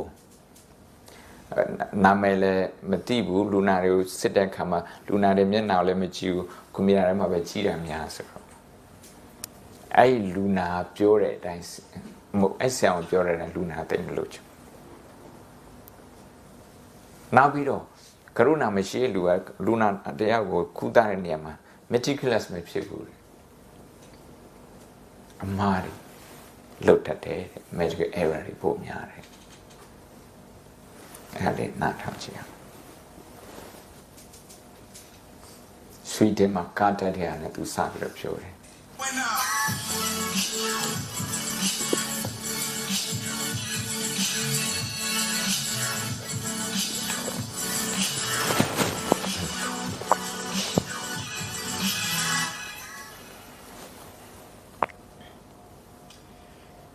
In my job, I meet people on the worst day of their life. I'm an intensivist, a physician who specializes in intensive care medicine. If you become my patient, it's because you need life-sustaining therapies in the ICU. Lately, I've been rethinking how I care for people. Let me tell you why. On February 27, 2007, on a snowy stretch of highway outside of Uppsala, Sweden, 2 buses collided head-on. This is what was left of one of the buses. 6 people died, but miraculously, 56 people were saved. 5 years later, researchers asked the question, what do survivors remember? They interviewed every survivor, and using a rigorous qualitative research methodology, they found two common themes in the data. The first was expected, the physical pain that they felt at the moment of impact. But the other theme, a lack of compassion from the caregivers and all the hospitals. That's what they remembered 5 years later. These data have begun to open my eyes to a stark reality. In healthcare, we are in the midst of a compassion crisis. Scientists define compassion as an emotional response to another's pain or suffering involving an authentic desire to help. It's different from sympathy or empathy, which are the feeling and understanding components, and that compassion also involves taking action. So here are the data. Research from Harvard University found that nearly 50% of Americans believe that our healthcare system and our providers are not compassionate. 2/3 of patients have had a meaningful healthcare experience with a lack of compassion. Rigorous research show that 70% of opportunities for compassion are missed by physicians, and compassion comprises less than 1% of all communications by physicians to patients. These data are compounded by an epidemic of burnout in healthcare providers. Burnout is characterized by depersonalization, which is an inability to make a personal connection. And in the era of electronic medical records, rigorous research shows that healthcare providers spend more time looking into computer screens than looking patients in the eyes. Based on all of these data, I conclude we have a compassion crisis indeed. But here's the big question. Does it matter? Does compassion really matter? Now you may say, of course compassion matters. We have a moral imperative. It's part of the art of medicine. And of course I agree. But is compassion just in the art of medicine? Or are there also evidence-based effects belonging in the science of medicine? And what is the evidence? In addition to being an intensivist, I'm also a physician scientist. In other words, I'm a research nerd. I like data, and my hypothesis was that compassion matters for patients, for patient care, and for those who care for patients. So I went to the biomedical literature, and I used a methodology called systematic review. So over 2 years through the National Library of Medicine, I reviewed more than 1,000 scientific abstracts, more than 200 research studies in total. And today I share with you what I found. The effects of compassion on patients, on patient care, and specifically the cost of care, and on those who care for patients, our healthcare providers. There are more than 20 distinct mechanisms of action by which compassion can have beneficial effects on patients. Let's go to the data. Let's start with the practical. If you have compassion for patients, you may be more likely to be meticulous about their care, or have higher quality standards, and lower likelihood of making a major medical error. But there are also physiological effects. Compassion can buffer stress-mediated disease. Compassion can also modulate a patient's experience of pain. There are neuroendocrine effects. So in patients with diabetes, research shows that high physician compassion is associated with an 80% higher odds of optimal blood sugar control and 40% lower odds of acute metabolic complications. There are also immune system effects. So in a University of Wisconsin study in patients with a common cold, high physician compassion, as rated by patients, was associated with enhanced immune response, shorter duration of symptoms, and lower severity of symptoms. And importantly, compassion can impact patient self-care. If you care deeply about patients, and they know that, they may be more likely to take their medicine. In a Johns Hopkins study of 1,700 patients with HIV, researchers asked patients, does your physician know you as a person? Knowing the patient as a person was associated with 33% higher odds of adherence to therapy and 20% higher odds of having no detectable virus in the blood. Compassion has also been associated with lower healthcare costs, which are a major factor in the health of our economy. In primary care, for example, research from the University of Rochester and UC Davis have shown that compassionate, patient-centered care is associated with lower discretionary resource utilization. So fewer diagnostic tests, fewer referrals to specialists, fewer unnecessary hospitalizations, and lower total healthcare charges.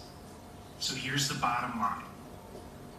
If healthcare providers actually spend more time talking to patients, maybe we don't need so many tests and referrals. But what about time? We've all heard the expression, time is money, but time is also a vital factor in the efficiency and the economics of healthcare. So here's a staggering number, 56. Research from Harvard University shows that 56% of physicians believe they do not have time for compassion. This is in the context of a classic study from Princeton University on helping behaviors, which found that it wasn't the intrinsic belief of the importance of helping by the potential helper. It was whether or not the potential helper believed they had enough time to help. So how long does it actually take for a meaningful expression of compassion? To address this, researchers from Johns Hopkins University did a randomized controlled trial in patients with cancer who were having a consultation with the oncologist.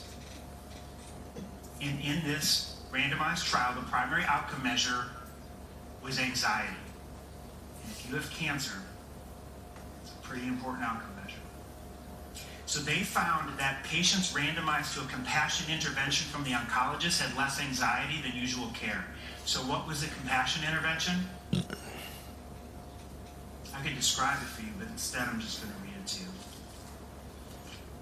From the oncologist at the beginning of the consultation. I know this is a tough experience to go through, and I want you to know that I am here with you.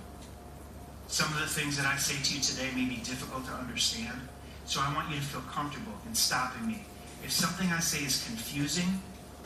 or doesn't make sense. We are here together, and we will go through this together. And at the end of the consultation, the oncologist said, I know this is a tough time for you, and I want to emphasize again that we are in this together. I will be with you each step along the way. So how long did that take? They timed it 40 seconds. So this randomized trial shows that all you need is 40 seconds of compassion to make a meaningful difference. Importantly, 40 seconds of compassion can be a powerful therapy for the giver too. And this is important because these data are not just applicable to healthcare workers, but to everyone here today. Science shows that compassion for others can have a direct, positive effect on your own well-being. Neuroscience studies show that compassion for others can trigger reward pathways in the brain and positive emotion that can buffer or even counteract the activation of stress pathways and negative emotion. So, in effect, compassion for others can make you forget your own worries, at least temporarily. So now this is where the science meets the personal. A couple of years ago, after nearly 20 years of working in the ICU and meeting people on the worst day of their life, I came to a stark realization. I had almost every symptom of burnout. And let me assure you, that's not a good place to be. It can be a dark place. Currently, the recommended prescription for burnout is what I call escapism. Get away, detach, pull back, go on some nature hikes or whatever. But I was not buying it because I believed that the antidote to burnout had to be at the point of care. In personal connection, human connection, not in escape. So what was I supposed to do? Well, I did the only thing I knew how to do. I took the research nerd approach. And armed with the data that 40 seconds of compassion can be a powerful therapy for the giver too, I decided to do an experiment on myself. I was the only research subject in this experiment. I was the N of 1. So I tested the hypothesis that my 40 seconds of compassion would transform my experience. I connected more, not less. Cared more, not less. Leaned in rather than pulling back. And that was when the fog of burnout began to lift. My 40 seconds of compassion changed everything for me. Now you might be thinking, I'm speaking on the power of compassion, I must be the most compassionate doctor. But the truth, if I'm being honest, is that I'm still a work in progress. I'm working hard at compassion every day, but I see it now. And thankfully, science shows that change can happen. I used to think that people were either wired for compassion or they were not. But the preponderance of evidence in the scientific literature, both in healthcare workers and the general population, shows quite clearly that compassionate behaviors can, in fact, be learned. And that is good news indeed. So now it's time to answer the big question that I posed to you at the beginning. Does compassion matter? My systematic review of the literature now complete. 1,000 scientific abstracts, 200 research manuscripts, and one life-changing N of 1 experiment behind me. I now conclude with confidence. Compassion matters. For patients, for patient care, and for those who care for patients. Compassionate care belongs in the domain of evidence-based medicine.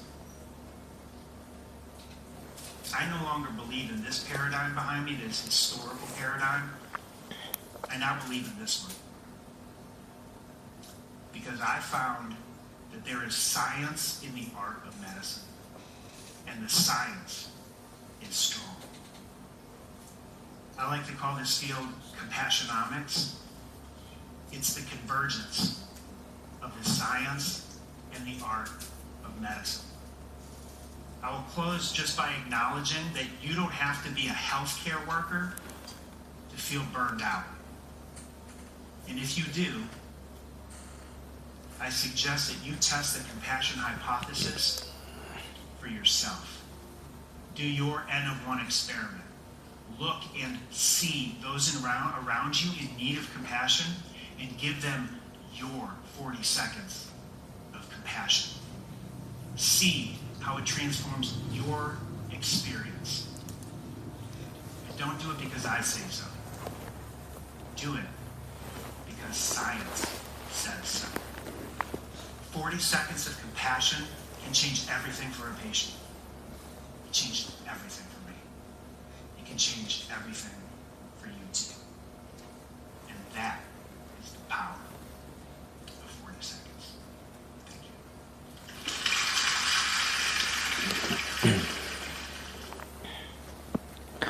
คือပြောသွားတဲ့အချိန်မှာ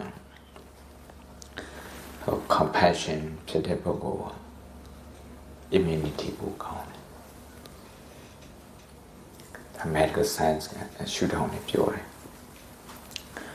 now blood pressure လည်းပဲ control လုပ်နိုင်တယ် နောက်တစ်ခုက compassion ရှိတဲ့ပုဂ္ဂိုလ် compassion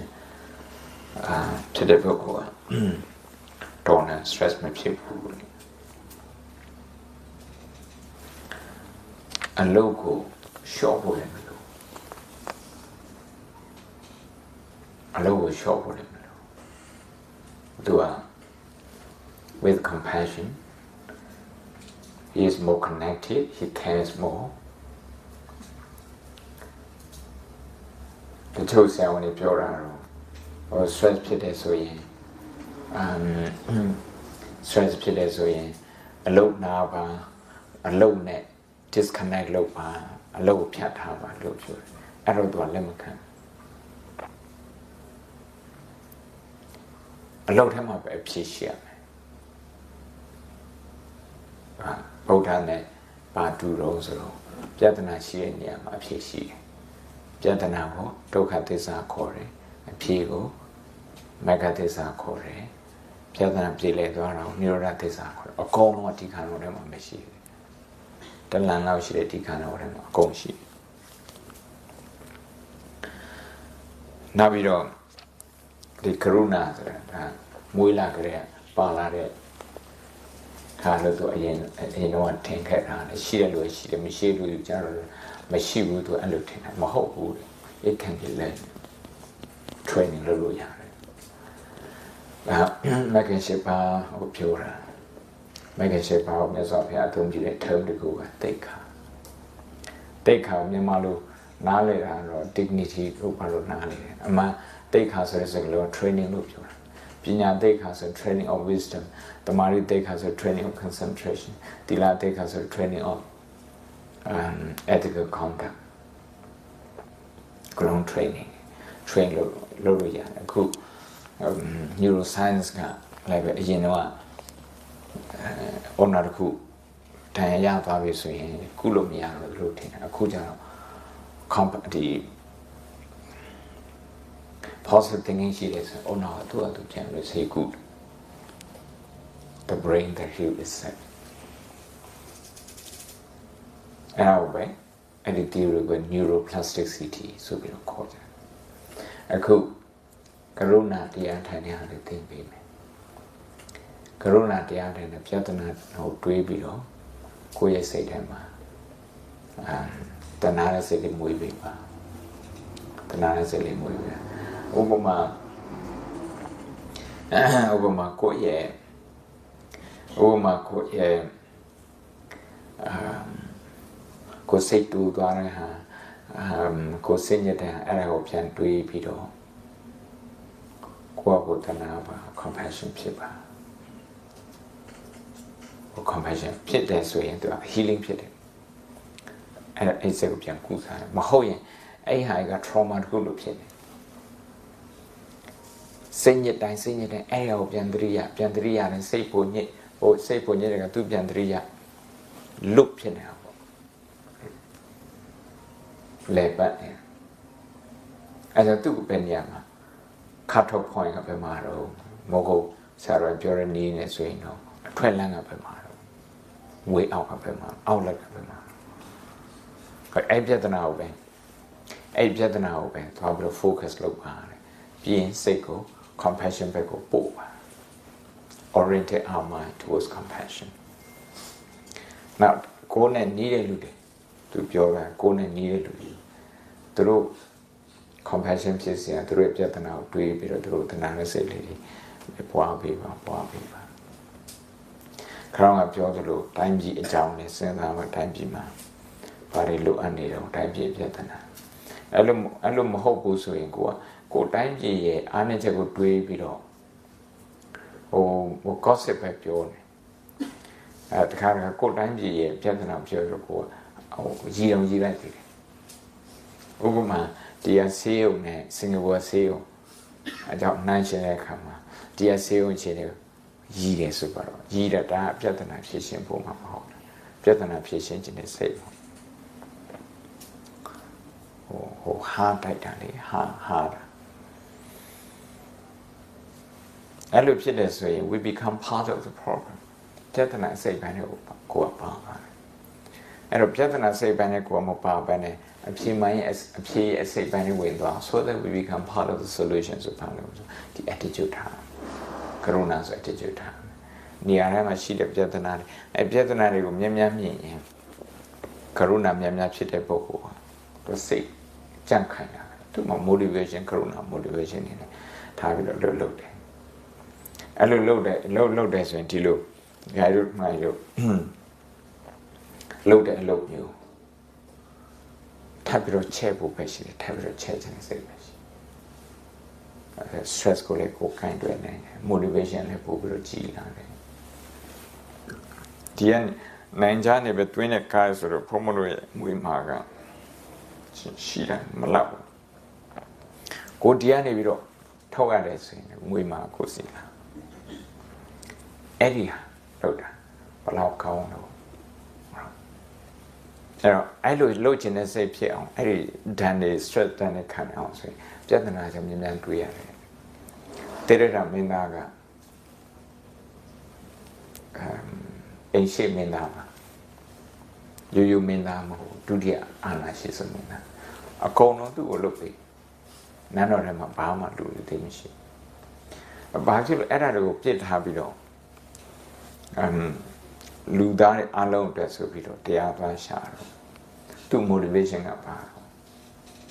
motivation ကတော့လူတိုင်းကိုကြည့်တဲ့နေရာမှာတနာစရာလို့မြင်လိုက်တယ် compassion ဖြစ်တယ်အဲ့ compassion ကသူ့ဘဝအရန်ပြောင်းလဲသွားတယ်အခုအရင်တော့ဆိုလက်ဆေးပြီးတော့စားရမယ်အခုကျတော့တအိမ်ပြီးတအိမ်သူအိမ်နေရှေ့မှာသွားရပြီးတော့သူများသူဟိုလောင်းနေဆုံးစားရတယ်ဆိုတော့ဒါမသေးချာမေးရတဲ့အလုပ်ကိုသွားပြီးတော့လုပ်တာလူများတော့မလုပ်နိုင်တဲ့ဟာကိုသူကဘာဖြစ်လို့လုပ်နိုင်နောက်ပြီးတော့ disappointment တွေသူကတစ်ခုပြီးတစ်ခုရတယ်စိတ်ပြတ်တာတွေမအောင်မြင်တာတစ်ခုပြီးတစ်ခုအာလကာရမစီရောက်သွားတယ်ကြိုးစားတယ်သူလူချင်းတဲ့ဟာမဟုတ်ဥဒ္ဒခါရမဗုဒ္ဓစီရောက်သွားတယ်ကြိုးစားမရောက်asceticism ဆိုတာကဒုက္ခရစီကအဲ့ဒါလည်းသူရောက်သွားတယ်အဲ့ဒါလည်းပဲလူချင်းတဲ့ဟာမဟုတ်9 နှစ်ကျော်လောကရဟာကတော့တစ်ခုပြီးတစ်ခုမဟုတ်ပဲဖြစ်တယ်စိတ်တက်မကြပဲနဲ့နောက်မဆုတ်တာဘာကြောင့်တော့ what kept him going compassion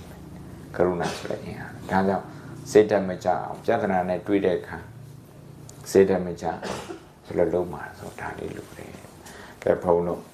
9မိနစ်လောက်ကရုဏာလုပ်မယ်နော်9မိနစ်ကရုဏာလုပ်မယ်အဲ့ဒါတော့ကိုယ်ဒီတိုင်းပြည်ရဲ့ပြဿနာကိုတွေးပြီးတော့အဲ့တိုင်းပြည်ပြဿနာကဘယ်သူ့ကိုသွားပြီးတော့ဟောဖြစ်နေလဲလူတွေအများကြီးကို affect ဖြစ်နေတယ်ဒီနေ့မွေးလာတဲ့ကလေးကသူ့ကိုဆောင်းရှောက်ဖို့အတွက်စေုံကောင်းမရှိကြောင်းကောင်းမရှိဘူးဆိုရင်သူနေဒီကလေးရဲ့ future ကအရန်ကိုဒုက္ခရောက်ပါအဲ့လိုပုံကိုယ်ကြီးဂျားမှာနေရတာဘုန်းတော်နေနဲ့ဒီအခုမှအစဉ်ပြေတဲ့ပုံကိုယ်ကြီးနေနဲ့လည်းပဲစမပြေတဲ့ပုံကိုယ်နဲ့နေရတယ်ဆိုတာကလုံးဝစိတ်ချမ်းသာနေတဲ့စိတ်မချမ်းသာနိုင်ဘူးပေါ့နော်ဒါကြောင့်မလို့ကိုယ့်ရဲ့အောင်မြင်မှုကတခြားလူတွေအောင်မြင်မှုနဲ့ဆက်ဆက်နေတယ်သူတို့ရဲ့အစမပြေမှုကလည်းကိုယ်အစမပြေမှုနဲ့ဆက်ဆက်နေတယ်အဲ့လိုတွေးပြီးတော့ကရုဏာလေးထားဖို့ပထမဆုံးတော့ကိုယ့်ကိုကရုဏာပွားဖို့ပါပဲကိုယ့်ရဲ့ stress အကြောင်းတွေပြန်တွေးပြီးတော့ကိုယ့်ကိုကရုဏာပွားပါဘယ်ချိန်မှာ stress ဖြစ်တယ်ဘယ်ချိန်မှာစိတ်ညစ်တဲ့အဲ့ဒါနဲ့တွေ့တော့ကရုဏာပွားပြီးရင်တိုင်းပြည်အကြောင်းစဉ်းစားပြီးတော့တိုင်းပြည်ပြဿနာအဲ့ပြဿနာနေပြီးတော့ဘသူတွေကိုသွားပြီးတော့ impact ဖြစ်နေတယ်အကျိုးသက်မှုတွေရှိနေတယ်အဲ့လိုတွေးပြီးတော့သူတို့ကိုသနာရစိတ်လေးမွေးပါ9 မိနစ်စာဝင်လေထွက်လေချမ်းချမ်းနဲ့ရှိရှိပါ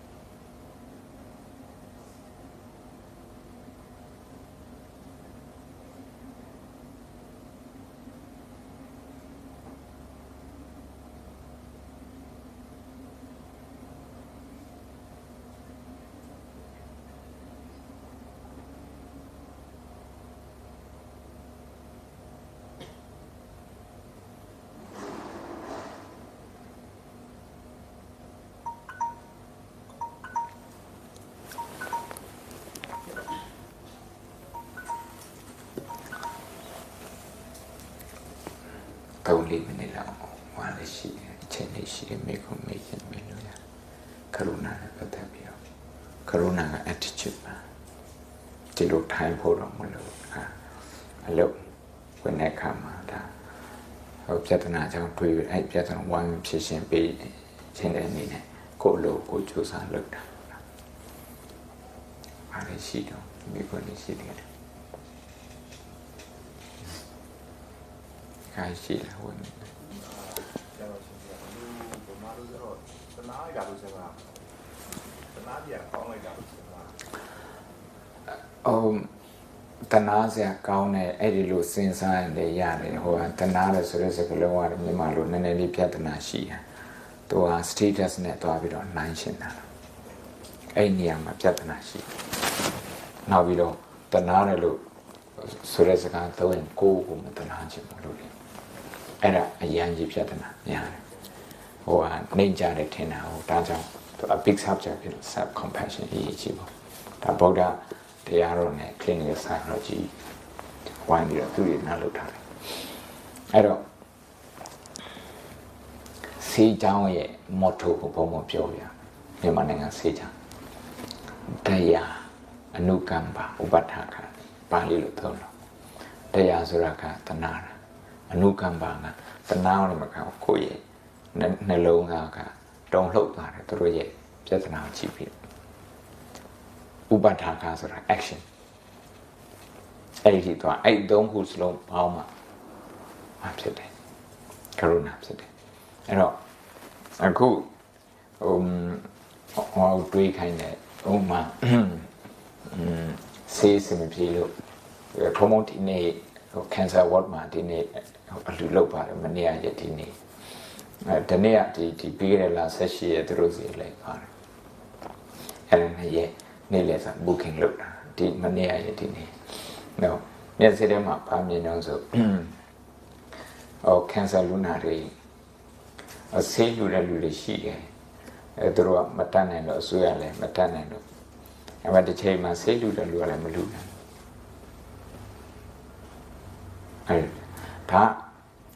အဲ့ဒါကိုကြည့်ပြီးတော့တို့ဆေးရုံတွေ system အရအောင်သူကပြည့်စုံဖြစ်အောင်အဲ့ဒါကိုသူတို့ဒုက္ခကိုတနာပြီးတော့စီးပွားရေးများများကောင်းအောင်ကိုယ်လည်းစီးပွားရေးကောင်းတခြားလူတွေစီးပွားရေးကောင်းအောင်ကောင်းမှဖြစ်မယ်အဲ့လိုဖြစ်တယ်ဆိုရင်ဒီကရဲ့စိတ်ထဲမှာပြန်ဘက်တွေကိုမကြောက်တော့ပြန်ဘက်တွေကိုကြည့်ပြီးတော့ stress ဖြစ်တဲ့အဲ့ဒါမရှိတော့နံပါတ်1ဘာဖြစ်လို့ဆိုတော့တိုင်းပြည်ရဲ့ပြဿနာကြီးကိုဒါကိုယ့်ရဲ့ပြဿနာလို့ကိုယ်ယူဆတာအလှလုတ်တာပြောတော့မဟုတ်အလှလုတ်တဲ့ဟာက system ကိုပြောင်းလဲစေ system wise တွေးတဲ့ system ညာတွေးတယ်ဆိုတာကလူတိုင်းကလုပ်ငန်းတွေကောင်းတယ်ဒါကြတဲ့လုပ်ငန်းတွေချဲ့ပြီးတော့အလုပ်တွေအများကြီးပေးနေတာမိသားစုအများကြီးကို system အရဆောင်ရှောက်တယ်ဒီတရားနေပြီးတော့ပေးတဲ့ခွန်တွေဒီကုမ္ပဏီရဲ့လောက်အားနဲ့ပေးတဲ့ခွန်တွေအစိုးရအဲ့ဒါနဲ့တိုင်းပြည် manage လုပ်တာအဲ့ဒါကြောင့်မလို့ဒုက္ခအကြောင်းများများတွေးရတယ်ဟိုပြဿနာအကြောင်းများများ problem based thinking ပဲပို့တာတရားတဏှာနဲ့စိတ်ဟုတ်ပါတယ်ဒါပေမဲ့တဏှာစားကောင်းမှတော့ဒါနဲ့တော့မပြီးဘူးပြဿနာအကြောင်းအဲ့ပြဿနာရဲ့ impact ကိုတွေးပြီးတော့အဲ့ပြဿနာကိုဖြေရှင်းပေးခြင်းနဲ့စိတ်လေးမွေးတာ